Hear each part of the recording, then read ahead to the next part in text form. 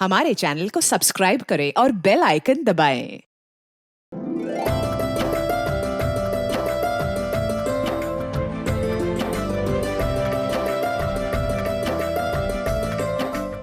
आज crime petrol black headlines में देखिए 2019 की एक ऐसी ब्लैक हेडलाइन जिसने पूरे देश को हिलाकर रख दिया। पुलिस वालों काम करो! अपराध के इस विभत्स रूप ने इस केस को ऐसे रंग दिए कि राजनीतिक गलियारों में भी हलचल मच गई। चारों तरफ धरने और नारेबाजी होने लगी, जिसने हिंसा का ऐसा रूप ले लिया कि चारों तरफ अशांति का माहौल पैदा हो गया।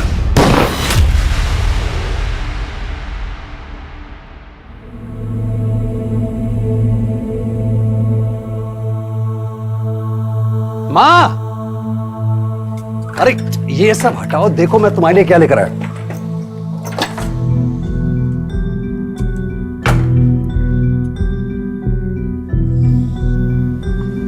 साफ दिखाई दिया? दिख रहा है ना साफ? साफ दिखाई दिया? एकदम साफ दिख रहा है। माँ एक के बारे सुंदर ही लगती हो, क्या हीरोइन लग रही है माँ।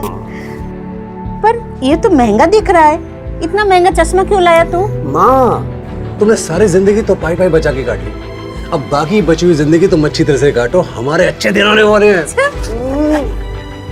माँ मेरी शहर में स्कूल में नौकरी लग गई है। नौकरी? हाँ माँ। मेरा बच्चा।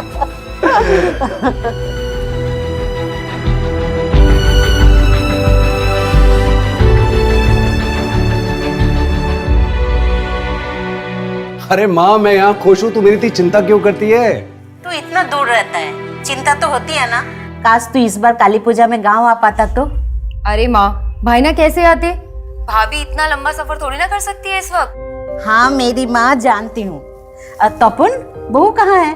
और प्रतुल भी दिखाई नहीं दे रहा है। अरे माँ प्रतुल तो पूजा करने के साथ ही बाहर चला गया है, आपको तो पता है उसको रोकना बड़ा मुश्किल काम है।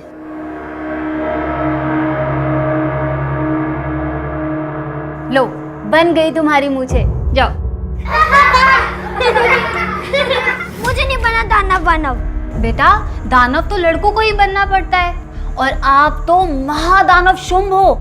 आपको डरना नहीं है, डराना है, गुस्से से ललकारना है। ओ कालिका, तुम में अगर शक्ति है तो मुझसे युद्ध करो, ऐसे। और आपको काली बन के प्रतुल यानी महादानव से युद्ध करके उसे मार गिराना है। नहीं नहीं मैडम, मैं नहीं मारूंगा, और इस इकरा से तो बिल्कुल नहीं। मैं काली हूँ और तू दानव, मरना तो पड़ेगा। नहीं मैं मारूंगा तुझे। नहीं मैं मारूंगा, मैं मारूंगा तुझे। नहीं छोड़ो प्रतुल। नहीं मैं नहीं मारूंगा। छोड़ो उसे। मम्मी पहले ये दानव की मूछें निकाल दो, वरना वो आके मुझे मार देगी।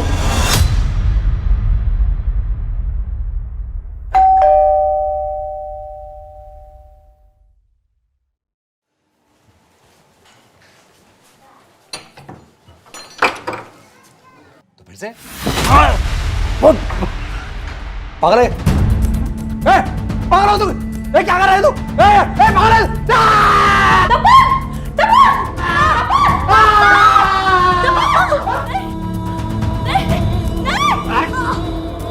नमस्कार, आदाब। क्राइम पेट्रोल सतर्क के ब्लैक हेडलाइंस अध्याय के आज के एपिसोड में आप सबका स्वागत है। देखते ही देखते ये घटना एक ऐसी नेशनल न्यूज बन गई जिसने न्यूज रूम से लेकर राजनीतिक गलियारों तक में हलचल पैदा कर दी। एक तरफ इस हत्याकांड के सामने आने के कुछ ही घंटों बाद एक ऐसा राजनीतिक दंगल छिड़ गया कि राज्य की सियासत हिल गई। पुलिस प्रशासन, पुलिस प्रशासन, तपन के हत्यारों को गिरफ्तार करो, गिरफ्तार करो। पुलिस प्रशासन, पुलिस प्रशासन, पुलिस प्रशासन, पुलिस प्रशासन। शांत हो जाइए, हमें अंदर जाने दीजिए प्लीज। हम नहीं हटेंगे, हम नहीं हटेंगे। हट जाइए, हमें अंदर जाने दीजिए प्लीज। हम नहीं जाने देंगे। एक महीने में हमारे 5 कार्यकर्ताओं की हत्या हुई है। इस बार तो बल्कि पूरे परिवार को ही खत्म कर दिया उन लोगों ने। हमारा विश्वास प्रशासन और पुलिस पे से हमेशा के लिए उठ गया है। और ये अपोजिशन पार्टी केएलबी, ये लोग इसमें शामिल है, हमें पूरी तरह से मालूम है। और तो और वो तुम्हारा सुजय घोष, उस पार्टी का नेता, तुम लोगों के साथ मिला हुआ है। हम नहीं जाने देंगे। पुलिस प्रशासन, हाय हाय। आरएलपी दल के लोग अपने कार्यकर्ता तपन और उसके परिवार वालों की हत्या को लेकर सड़कों पर आ गए हैं और पुलिस वालों के कहने पर भी वो मानने को तैयार नहीं है। पुलिस प्रशासन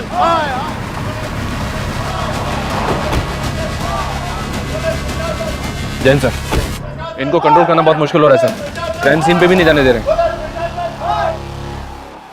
इनमें कोई तपन की फैमिली वाला भी है? नहीं सर, उसकी माँ और बहन गांव में रहते हैं, अभी तक पहुंचे नहीं है।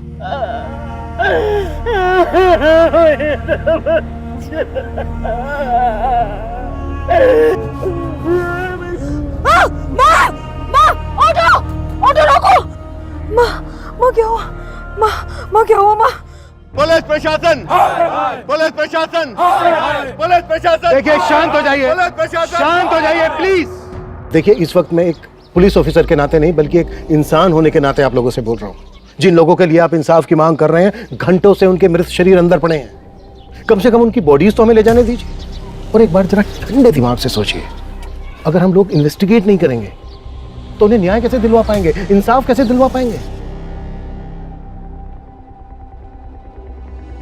गौतम, चलिए हटिए।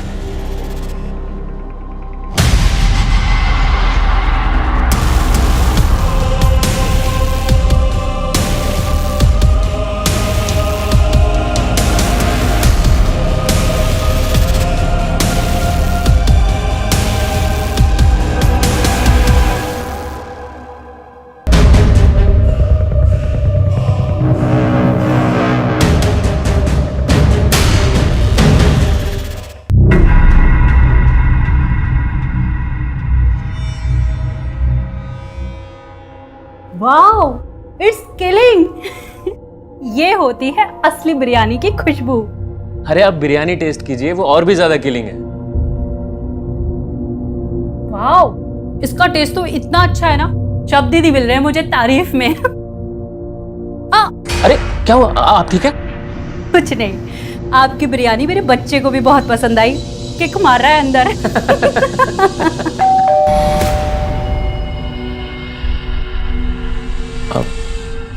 मैं देखता हूँ।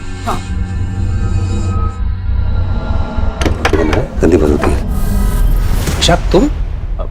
तपन दादा, मैं तो बिरयानी देने आया था।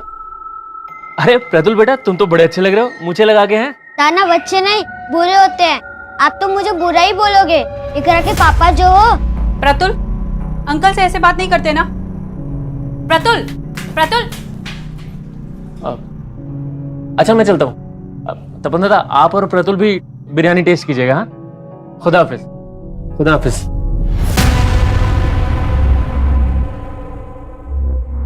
कहाँ जा रहे हो? पुलिस के सामने अपना मुंह खोला ना तो मेरा और अपनी बेटी का मरा मुंह देखोगे।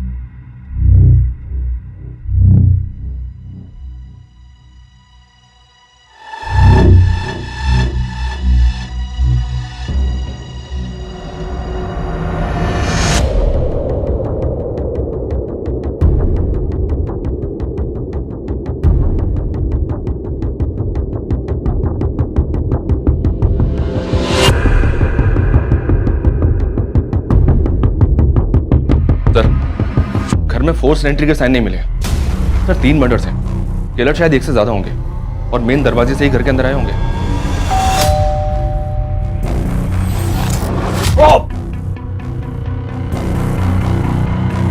तपन और इसकी बीवी के मर्डर्स काफी ब्रूटल।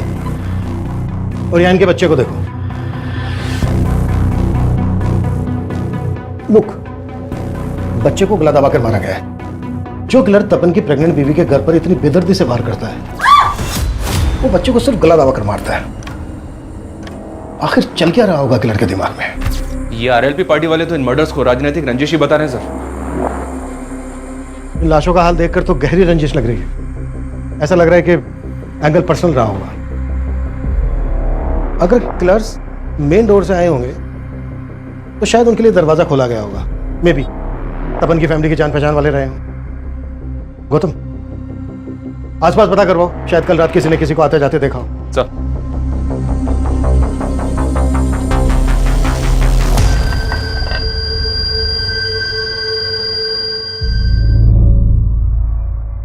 साहब मेरी दीदी जी जा रही है साहब, अंदर लेने दीजिए। रुको, बाहर रुको। दीदी जी जाती है। क्या शोर मचा रहे हो? क्या प्रॉब्लम है? हाँ साहब मेरे दीदी जी जाती है साहब। गाओ। तुम तपन के साले? हाँ साहब, सुबह टीवी में ये सब देखा, काफी महीनों से मिला नहीं हूँ। कल बस दीदी से बात हुई थी। हाँ दीदी, काली पूजा की बहुत बहुत बधाई आपको। अरे पोल्टू, तुमको भी बधाई हो। तुम खुश तो हो? अरे मैं तो डबल खुश हूँ, दूसरी बार मामा बनने वाला हूँ ना। दीदी, जीजा जी कहाँ हैं? अरे वो घर पे नहीं है, तू उनके नंबर पे कॉल कर ले। फिर मैंने जीजा जी को फोन किया, लेकिन उन्होंने उठाया नहीं। कल कब की बात है ये? करीब शाम को 7 बजे होंगे। तपन की माँ और बहन कहाँ है? वो आ ही रहे थे साहब, लेकिन जीजा जी की माँ रास्ते में बेहोश हो गई।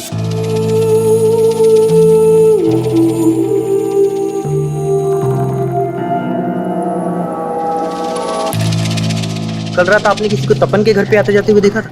हमने नहीं देखा साहब। सर इनका कोई भी पड़ोसी खुल के सामने नहीं आ रहा। समझ में नहीं आ रहा कि कोई कुछ जानता भी या नहीं। ये इस पॉलिटिकल हंगामे का असर है। शायद सब डरे हुए हैं, शबरी इनके द्वारा डराए गए। खत्म। अपने ऐसी खबरें एक्टिव करो जिनकी पहुंच जड़ों तक हो। मुझे तपन और उसकी फैमिली से रिलेटेड एक इन्फॉर्मेशन चाहिए। जी सर। चाहिए।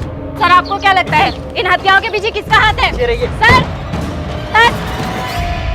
एक तरफ आरएलवी पार्टी के नेता पारस सिन्हा के इस मामले में बयानबाजी चल रही है, वहीं दूसरी तरफ पुलिस इस मामले में अपनी कोई भी प्रतिक्रिया देने से बच रही है। दो बिल्लियों की लड़ाई में ना रोटी हमेशा बंदर ही खाता है। बाबा, मैं आपसे कुछ बात कर रहा हूं, अपनी जमीन तो बचा लोगे ना आप? अपनी जबान को थोड़ा लगाम लगा। क्यों चुप गई मेरी बात? या उनके मौत के बारे में सुनकर आपका गला भराया? बाबा एक बात ध्यान रखना, ये वही लोग हैं जिन्होंने आपका गला पकड़कर आपकी पस्तून तक गीली कर दी थी। बाप की इज्जत नहीं करता कोई बात नहीं, कम से कम अपनी बहन के सामने तो अपनी जबान से गंदगी मत निकाल। बात करता है। ये तपन और संगा की कॉलेज टीम है। जिन जिन के साथ भी इन दोनों की बात हुई थी उन सबको बुला के इंक्वायरी करो। सर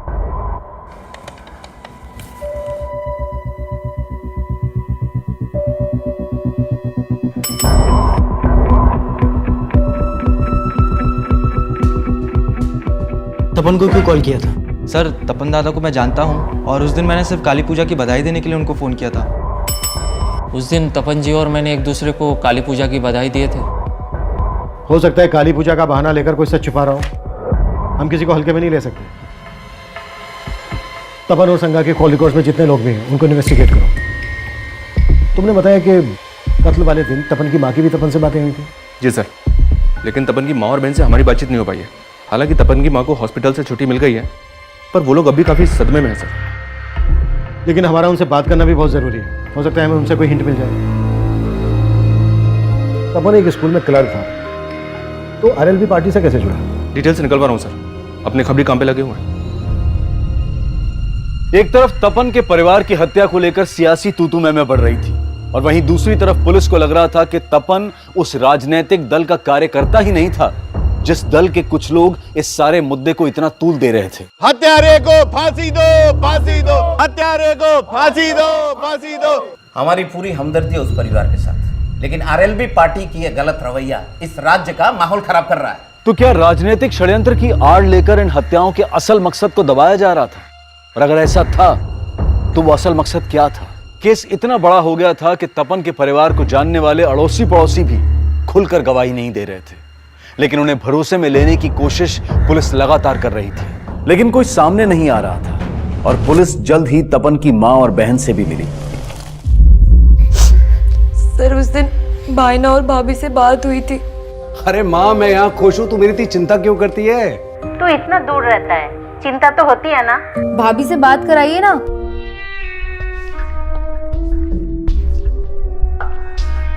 सागा, हाँ क्या हुआ? माँ का फोन है, बात करना चाहती है। अरे माँ कैसी हो आप? और उर्मी क्या चल रहा है? अरे भाभी, ये तो हमें पूछना चाहिए आपसे कि आप कैसे हो, अच्छे हो ना? हाँ एकदम बढ़िया हूँ, लेकिन आप लोग ये बताओ, इस बार हम लोग गाँव नहीं आ पाए तो आप लोग भी नहीं आए? अरे अगले महीने तो आना ही है ना तेरी डिलीवरी पे, इसलिए सोचा सीधा तभी आए। मगर क्या मालूम था कि एक ही झटके में सब कुछ। देखिए, लोगों का कहना है कि तपन और उसकी फैमिली की हत्या के पीछे पॉलिटिकल मकसद है, लेकिन क्या आप लोगों को भी ऐसा ही लगता है? सर, भाईना ने हमें कभी बताया ही नहीं कि वो आरएलबी पार्टी के लिए भी काम कर रहे थे। 5 साल पहले तो वो इसलिए शहर गए थे क्योंकि वहाँ पे उनकी एक स्कूल में नौकरी लगी थी। माँ, मेरी शहर में स्कूल में नौकरी लग गई है। नौकरी? हाँ माँ। मेरा बच्चा। और फिर तपन भाई ना भाभी और प्रतुल के साथ शहर चले गए। अच्छा, शहर में या फिर यहाँ गांव में क्या तपन की किसी से कोई ऐसी दुश्मनी थी जो उसकी मौत की वजह बन सकती है?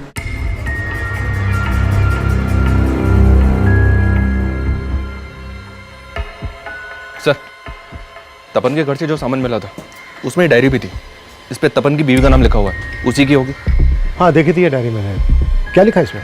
सर, डायरी को देखकर ऐसा लग रहा है जैसे वो इसे रोज लिखती होगी। इसमें काफी कुछ ऐसा है जो किसी अफेयर की तरफ इशारा करता है। अफेयर?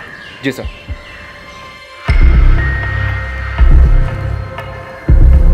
हमारे रिश्तों में वो गर्माहट नहीं रही। कभी तुम मुझे गलत समझते हो, कभी मैं तुम्हें। सागा, हाँ, क्या हुआ? माँ का फोन है, बात करना चाहती है। अरे माँ, कैसी हो आप?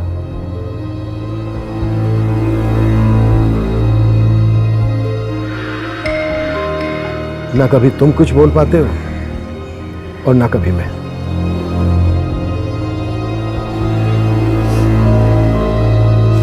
हमारा सिर्फ एक ही दुश्मन है और वो है तपन का बाप। उसने मुझे सालों पहले ही छोड़ के दूसरी शादी कर ली। मैंने बच्चों को किसी तरह बड़ा किया, इसलिए तपन बचपन से ही अपने बाप से नाराज था। जब वो पढ़ लिख गया तो उसने अपने हक के लिए उन पे केस कर दिया और इससे उनकी दूसरी बीवी का बेटा और भी तिल मिला गया। मेरे बाप का जो भी है ना वो मेरा है। तेरा बेटा तेरे पति से नहीं मुझसे पंगे ले रहा है। समझा देना उसको कि केस वापस ले ले, वरना उसका वो हाल करूंगा कि कहीं मुंह दिखाने लायक नहीं रहेगा वो। क्या लगा रखा है? इधर क्या बात कर रहा है? इधर बात करना है। तू इधर आया कैसे? तेरी हिम्मत कैसे हुई? धमकी दे रहा। तुमने मेरी माँ को जो भी परेशानी दी है ना, सबकी कीमत चुकानी पड़ेगी। लगे ना? देख लूंगा तेरे को मैं।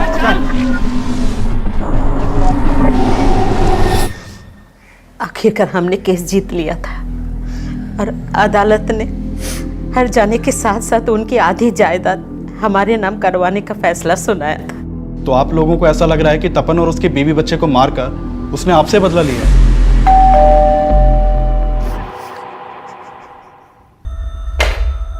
ये डायरी पढ़ने के बाद तो यही लगता है कि तपन और संगा की जिंदगी में सब कुछ ठीक नहीं होगा। और अगर इसकी वजह अफेयर है तो किसका अफेयर? क्या उसके आने से हमारे फासले बढ़ गए या फासलों की वजह से कोई हमारे दरमियान आया? तपन और संगा की जिंदगी में अगर कोई तीसरा था तो वो किससे ताल्लुक रखता था, तपन से या संगा से? ये क्लियर नहीं है। उन दोनों के कॉल रिकॉर्ड से भी कोई हिंट नहीं मिला है कि अगर उन दोनों में से किसी का अफेयर होगा तो किससे होगा। इनमें से जिसका भी अफेयर था उसका परिणाम इतना घातक कैसे हो गया कि पूरे परिवार को इतनी बेदर्दी से मार डाला गया? इस पोस्टमार्टम रिपोर्ट के मुताबिक तपन के शरीर पर 13 बार हुए, संगा के शरीर पर 16 बार थे और उनके बेटे को सिर्फ गला दबा के मार डाला। काफी अटपटा है ये। इस केस में जो भी एंगल सामने उभर कर आए हैं, हमें उन सब पर काम करना होगा। क्या पता कब कौन सा एंगल वजह बनकर सामने आ जाए। जी सर। हाँ मानिक, बोलो। सर, एक नया एंगल सामने आया है और ये तपन के पिता से जुड़ा हुआ है। तपन के पिता?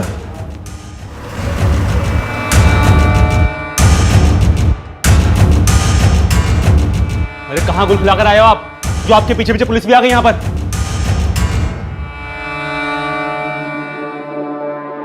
अरेंदु साहब, सब तो बोल रहे हैं कि उनको केएलबी पार्टी वालों ने मार दिया और आप हम पर शक कर रहे हैं। आरएलबी पार्टी वाले सही बोल रहे थे।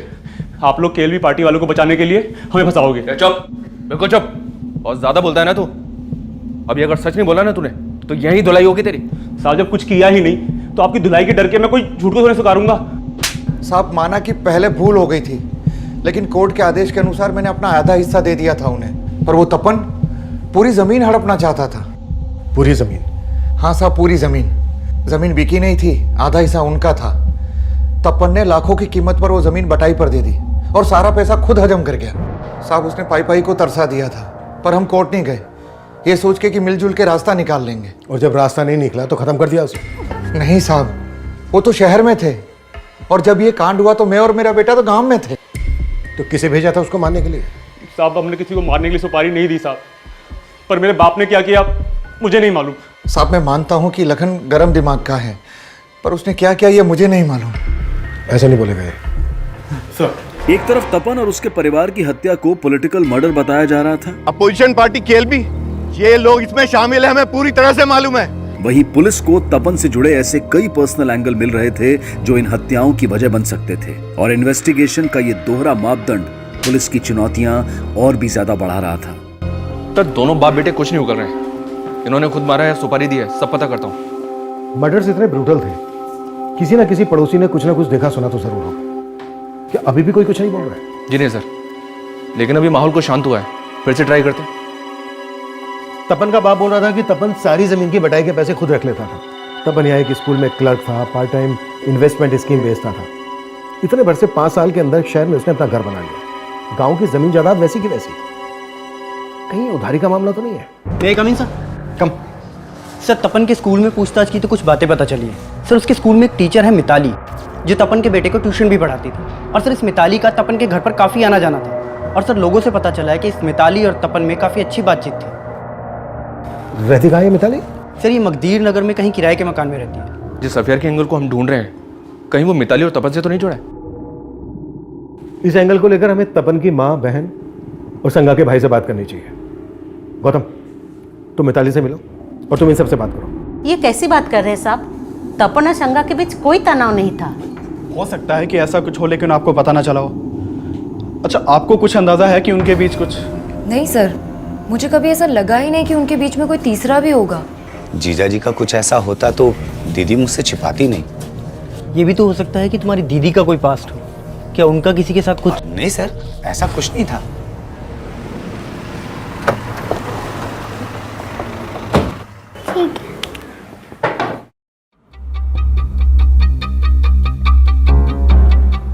सर, काली पूजा वाले दिन ही मैंने आखिरी बार तपन जी और प्रतुल को देखा था। मैं काली हूँ और तू दानव, मरना तो पड़ेगा। नहीं, मैं मारूंगा तुझे। फिर वो प्रतुल को ले गए और अगली सुबह उन सबके मर्डर का पता चला। देखिए हमें पता चला है तपन और संगा का रिलेशन ठीक नहीं चल रहा था। आपका तो उनके घर भी आना जाना था, इसकी हिंट तो होगी आपको। नहीं सर, मुझे तो कभी ऐसा कुछ नहीं लगा। जब भी उनके घर जाना होता था दोनों खुश ही लगते थे। प्रतुल ने जब से आपकी क्लास ज्वाइन की है ना, बहुत अच्छा कर रहा है। अच्छा तो करेगा ही, आपने टीचर जो ऐसी चूज की है। ठीक है, जरूरत पड़ी तो हम आपसे दोबारा बात करेंगे। सर, एक मिनट। सर, तपन जी आरएलबी पार्टी में कितना एक्टिव थे ये मैं नहीं जानती, लेकिन वो समाज सेवा में हमेशा आगे रहते थे। सर, हमारे स्कूल के पास सरकारी ज़मीन का एक हिस्सा बड़े टाइम से खाली पड़ा हुआ था और एक कम्युनिटी के लोग उस पर अपना कब्जा जमाना चाहते थे। सर, उनके पिटीशन डालने की वजह से ही कोर्ट के आदेश पे वो ज़मीन म्यूनिसिपल कॉर्पोरेशन को दे दी गई। तो मतलब आप कहना चाहती हैं उन लोगों ने तपन के परिवार को? हो सकता है। उनका नेता उस्मान बड़ा ही दबंग आदमी है। हो सकता है उसको पता चल गया हो कि वो पिटीशन तपन जी ने ही फाइल की थी। सर, मिताली की बात सही निकली कि तपन ने उस्मान और उसके कुछ आदमियों के खिलाफ पिटीशन फाइल की थी। ये उस्मान तपन के घर के नजदीक ही रहता है। मानी को भेजा है उस्मान को बुलाने के लिए।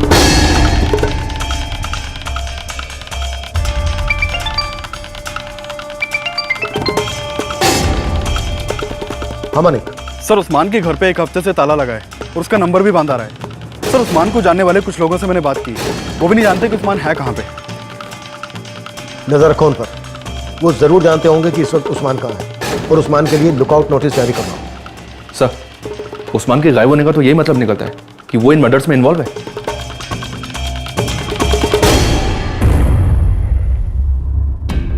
इस केस में हम अफेयर वाले एंगल को भी रूल आउट नहीं कर सकते। माना हमने मिताली ने उस्मान के बारे में बताया जरूर, लेकिन यह भी तो हो सकता है कि वो अपना राज छुपा गई हो। सांगा की यह डायरी साफ इशारा करती है कि तपन और सांगा के बीच कोई तो तीसरा था।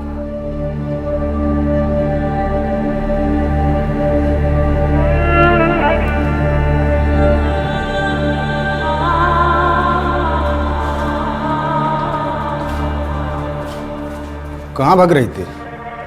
जब तक लॉज का बिल नहीं भर देती ना तो यहाँ से नहीं भाग सकती है। मैंने कहा ना मेरे पास पैसे नहीं है। मेरी किस्मत मारी गई थी जो उसके कहने पर मैं यहाँ आके रुकी। उसने कहा था कि काली पूजा की रात वो यहाँ आ जाएगा, पर अभी तक नहीं आया। काली पूजा से 15 दिन हो गए और 15 दिन के मुझे पैसे चाहिए, समझी? चल अंदर। नहीं। अरे चल। नहीं क्या नहीं, चल। बंद करो इसकी खिदमत, कोई जरूरत नहीं है फालतू बिल बढ़ाने की, समझे? और निगरानी रखना। सर मैंने तपन और उसकी बीवी के बैंक ट्रांजैक्शन चेक किए। 2 महीने पहले तक उनके अकाउंट में काफी पैसा था, लेकिन अब उनके अकाउंट में काफी कम पैसा है। और एक बात, संगा के अकाउंट से सुब्रतो बनर्जी के अकाउंट में लगातार हजारों रुपए ट्रांसफर हो रहे थे। ऐसा क्या है जो एक हाउसवाइफ इसके अकाउंट में इतना पैसा ट्रांसफर कर रही थी? है कौन ये? इसके बैंक अकाउंट के थ्रू मैंने इंक्वायरी की तो पता चला कि इसने हत्या से कुछ ही दिन पहले अपना अकाउंट क्लोज करवाया था। जो नंबर इसने अकाउंट से लिंक किया हुआ था वो भी बंद है, जो एड्रेस दिया हुआ था वहां से भी घर खाली कर चुका है। हो सकता है सर ये वही तीसरा हो जिसके साथ संगा का अफेयर था।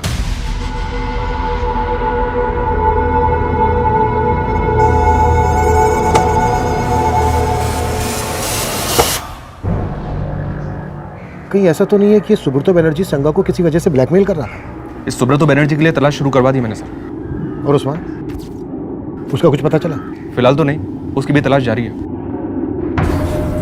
सुब्रतो और उस्मान ऐसे सस्पेक्ट बनकर सामने आए थे जो फरार थे, लेकिन उस रात तपन और उसके परिवार की हत्या करने वाला किलर कौन होगा, इसका एक राज अब तपन के पड़ोसियों से भी सामने आया।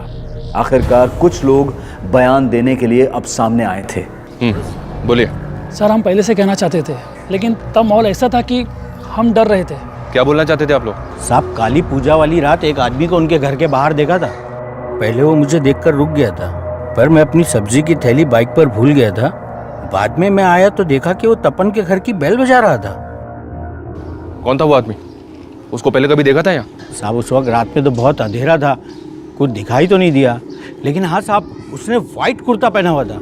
हाँ सर, मैंने भी देर रात में एक आदमी को तपन के घर से निकलते हुए देखा था, लेकिन उसने व्हाइट कुर्ता नहीं पहना हुआ था। क्या इनमें से कोई था? इतना ध्यान नहीं है साहब, काफी अंधेरा था। ये तपन परिवार के बारे में और क्या जानते हैं आप लोग? उनका किसी के साथ कोई झगड़ा? सर, झगड़ा तो किसी के साथ भी नहीं था, लेकिन हाँ साहब, हमसे तो इशाक भाई जानते थे उनके बारे में। इशाक कौन? वो सामने वाला घर है साहब उनका, इशाक भाई। काफी आना जाना था उनके घर में, काफी क्लोज थे उनके परिवार से।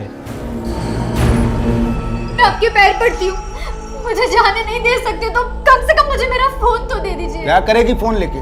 अरे जो तुझे यहाँ छोड़ गया उसका तो फोन बंद आ रहा है। मैं किसी और को फोन करके इंतजाम कर दूंगी। अभी तक इतने दिनों से बोल रही थी कि उसके अलावा तेरा कोई नहीं है, अब किससे करेगी फोन? चुपचाप यहीं बैठ।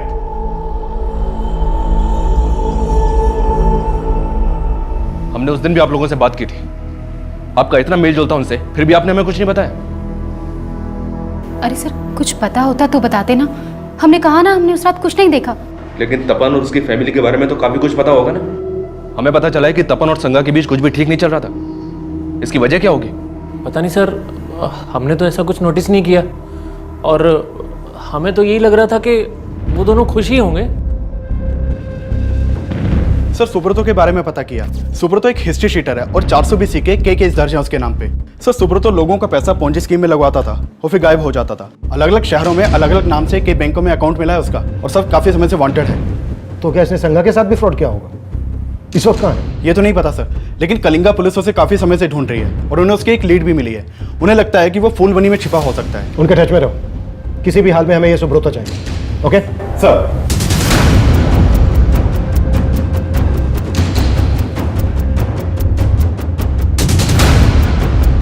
सर, अगर अफेयर का एंगल है तो शायद ईशा के तबस्सुम में से भी किसी का तपन या संगा से अफेयर हो सकता है। जिन 2 आदमियों को पड़ोसी ने देखा था, उनकी आइडेंटिटी पता करने पर ज्यादा जोर दो। उन लोगों ने उसे ठीक से नहीं देखा था सर, फिर भी ट्राई कर रहा हूँ स्केच बनवाने के लिए। तपन के घर के बाहर देखे गए अनजान आदमी का स्केच बनवाने की पुलिस ने कोशिश तो की, लेकिन जो स्केच बनकर सामने आया उसको पहचान देना नामुमकिन नजर आ रहा था। सर, उस्मान के बारे में पता चला है। ये उस्मान इशाक की बीवी तबस्सुम का दूर का रिश्तेदार भी है।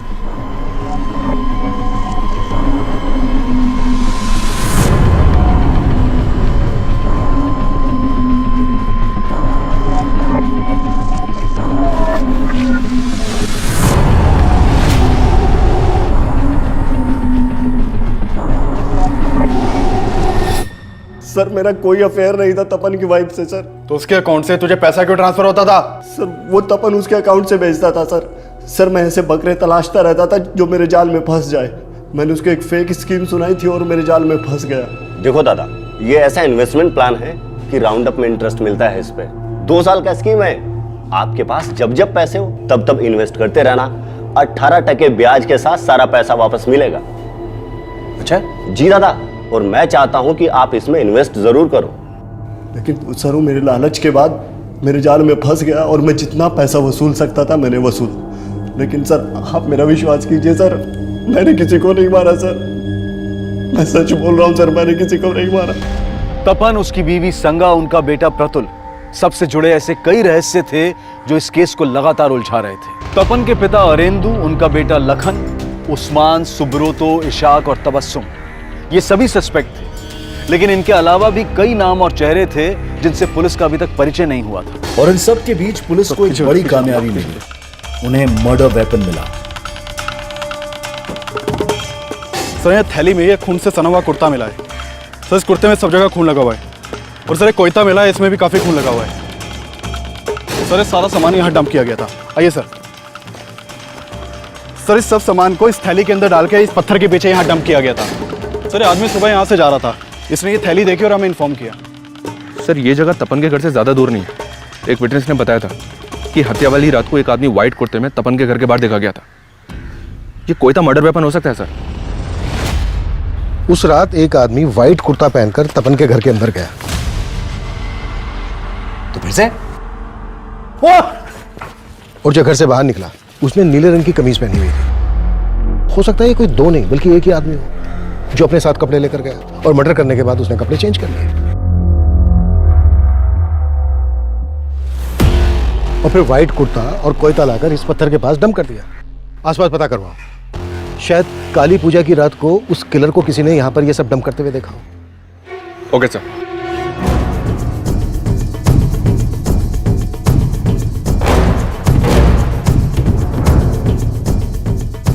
हाँ साहब, काली पूजा की रात मैंने एक आदमी को वहां देखा था। रात देर हो गई थी, मेले से वापस आ रहा था। उसी समय मेरी नजर उस पर पड़ी। साहब वो ऐसे घूर के मेरी तरफ बढ़ा कि मैं तो घबरा ही गया था। क्या उस आदमी ने नीले रंग की शर्ट पहनी थी? हाँ शायद। उस आदमी की तस्वीर बनवाने में क्या आप हमारी हेल्प कर सकते हैं? सुजोय जी, आरएलबी पार्टी के 5वें कार्यकर्ता की हत्या, वो भी उनके पूरे परिवार समेत। हमारी पूरी हमदर्दी उस परिवार के साथ, लेकिन आरएलबी पार्टी की यह गलत रवैया इस राज्य का माहौल खराब कर रहा है। लेकिन उनके इल्जाम आपकी पार्टी पर नहीं, सीधे आप पर हैं। उनका आरोप एकदम मिथ्या है। हम लोगों ने ऐसा कोई गलत काम किया ही नहीं। वो लोग ऐसे तपन और उसकी फैमिली के मर्डर्स को लेकर तो ऐसी राजनीति हो रही है जैसे तपन आरएलबी पार्टी में कोई बहुत बड़ा नेता था। और सोशल मीडिया की वजह से तो इतनी अफवाह फैल गई है कि पूरा का पूरा शहर जल उठा है। सर ये तपन स्कूल में क्लर्क होने के साथ साथ लोगों को इंश्योरेंस और इन्वेस्टमेंट स्कीम्स भी बेचा करता था। इसने आरएलबी पार्टी के कई लोगों को ऐसी स्कीम्स बेची थी, इसलिए पार्टी दफ्तर में इसका आना जाना था। लेकिन मैं जब पार्टी नेता पारस सिन्हा से मिला तो उसने बोला तपन ने हमारी पार्टी ज्वाइन की थी। तपन ही क्या, मैं और हमारे सारे कार्यकर्ता बहुत से काम करते हैं। इसका मतलब ये नहीं कि हम पार्टी में नहीं हैं। लेकिन जिस तरह का ये माहौल पैदा किया जा रहा है उसे तो ऐसा ही लग रहा है कि कहीं इन मर्डर्स का मकसद पॉलिटिकल माइलेज हासिल करना तो नहीं है। माइलेज तो मिल रहा है सर, आरएलबी पार्टी और उसके नेता पारस सिन्हा को। तो क्या इन मर्डर्स में शायद या फिर ये मर्डर्स किसी और मकसद के लिए हुए हों और ये इसे अपने फायदे के लिए इस्तेमाल कर रहे हैं। जो भी है, हम सुजय और उसकी पार्टी के लोगों को क्लीन चिट तो नहीं दे सकते।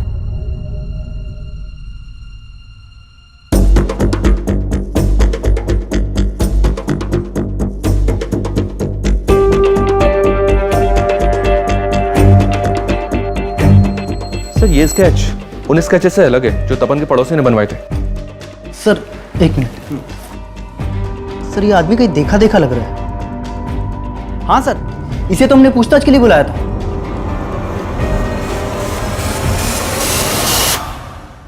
इसका नंबर तपन के कॉल रिकॉर्ड्स में था। रिकॉर्ड्स लेके आओ सर। ये देखिए सर, इसका नाम बादल है। इसका फोन नंबर और एड्रेस दोनों है हमारे पास। आप जिस नंबर को डायल कर रहे हैं वो इस समय स्विच्ड ऑफ है। फोन बंद है सर। इस बादल का एड्रेस चेक करो, देखो सही है क्या। इसके एक एक डिटेल चाहिए और उस्मान का पता भी जल्द से जल्द लगाओ। सर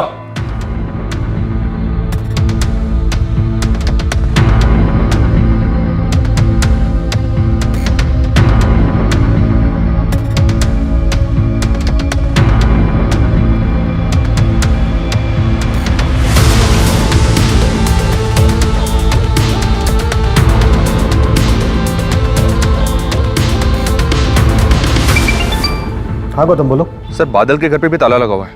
और एक बात, आसपास इंक्वायरी की तो पता चला कि बादल पास के गांव की एक लड़की को भी भगा ले गया था। लड़की भगा ले गया था? पता करो इस लड़की का इस केस से कोई कनेक्शन है क्या?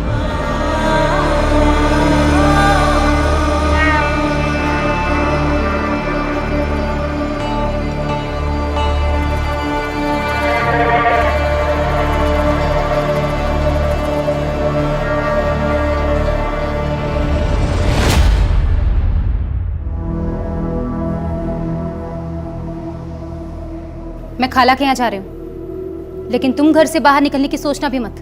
इकरा, जी अम्मी। तुम्हारे अब्बू घर से बाहर निकले तो फौरन मुझे फोन करना।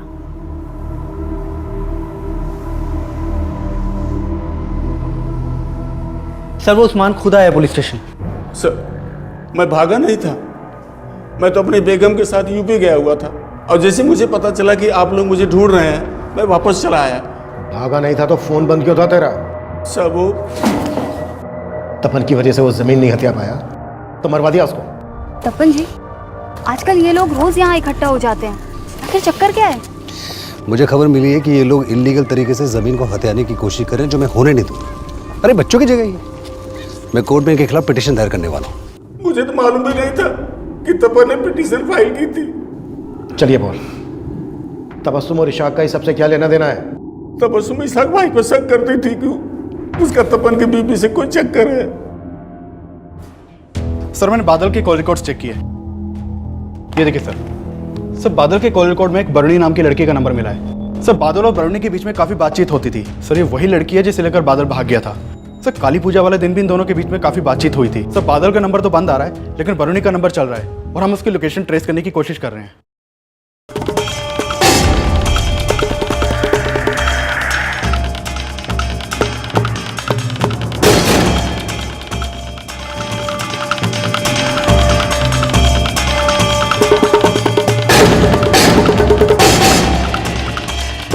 क्या बादल सचमुच हत्यारा था या उसे एक मोहरा बनाकर एक बड़ी चाल चली गई थी? साहब मैं मानता हूं कि मेरी बीवी मुझ पे शक करती है, लेकिन साहब हमारा कोई अफेयर नहीं था।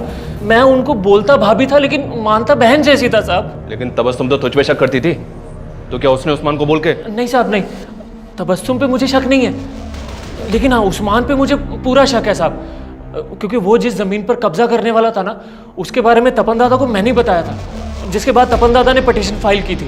तो ये बात बताने के लिए तो पहले क्यों नहीं आया? हाँ साहब मैं तो बताने के लिए आने वाला था, लेकिन वो तबस्सुम ने रोक लिया साहब। अच्छा, पहले बोलता है कि तबस्सुम पे शक नहीं है, फिर बोलता है कि तबस्सुम उस्मान को फंसा रही है। कहीं ऐसा तो नहीं उनको फंसा के इस कांड को तू ही करके निकल गया? नहीं साहब ऐसा कुछ नहीं है साहब। साहब मैं कसम खाता हूँ ऐसा कुछ नहीं है साहब। साहब मैं बरुणी से बहुत प्यार करता हूँ, उससे शादी करने के लिए पैसे बचा रहा था,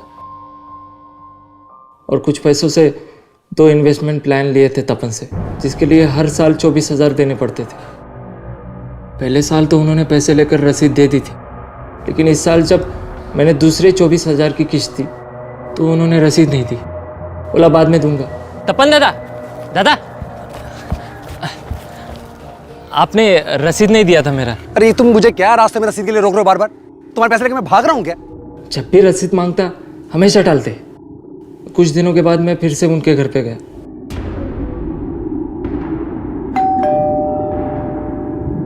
नमस्ते भाभी।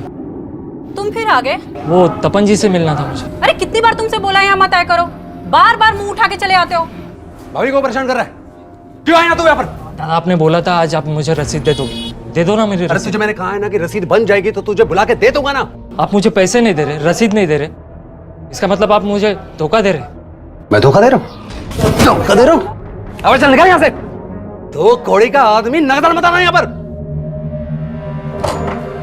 साहब तपन और उसकी बीवी ने मुझे बहुत बेइज्जत किया था साहब। उस दिन ऐसा लगा कि वो तपन जिसने पैसा पैसा जोड़कर आज ये मकाम हासिल किया था, उसे मुझ जैसे एक छोटे से इंसान के मेहनत के पैसे की कोई कदर ही नहीं। मेरा माथा ठनक गया साहब, और मैंने सोच लिया कि मैं इन दोनों को बताऊंगा कि एक छोटा सा इंसान अपनी मेहनत की कमाई के लिए क्या कर सकता है। तो फिर से क्या कर रहा है तू? 24,000 रुपए के लिए तूने तपन और उसके पूरे परिवार को मार डाला। तपन तुझे रसीद नहीं दे रहा था ना? उसके 8 साल के बच्चे की क्या गलती थी? उस मासूम को क्यों मारा तूने? और उसके अजन्मे बच्चे को भी मार डाला जिसने भी जन्म नहीं लिया था, कोख में था। उसकी क्या गलती थी?